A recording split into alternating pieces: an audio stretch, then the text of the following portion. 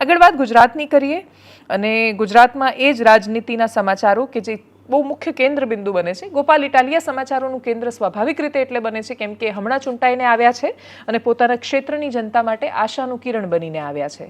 વિસાવદરમાં ત્યાં નગરપાલિકાના પ્રમુખને લઈને ગોપાલ ઇટાલિયા ચાલુ વરસાદે નીકળ્યા અને કહ્યું કે લાવો તમને ગામ બતાવું. એટલે એ નવા છે અને તોય પ્રમુખને ગામ બતાવવા નીકળ્યા.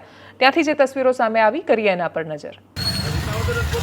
વિસાવદર નગરપાલિકા હાય હાય, વિસાવદર નગરપાલિકા હાય હાય, રોડ રસ્તા રિપેર કરો ભાઈ, રિપેર કરો.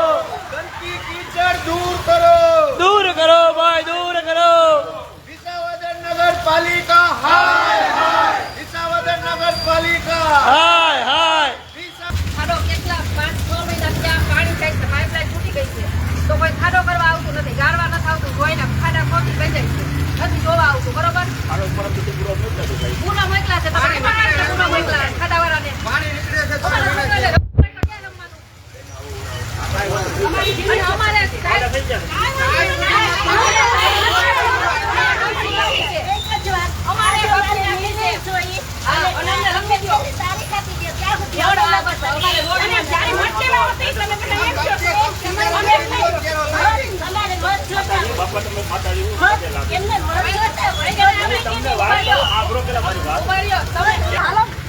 એમાં પહેલો તો તમે એક વાત સાંભળો.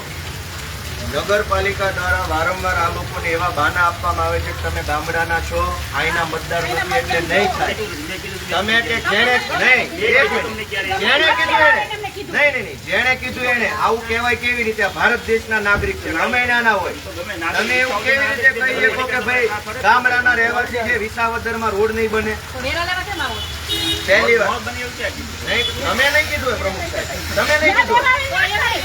એનું ખોટું બોલે છે, એનું ખોટું બોલે છે.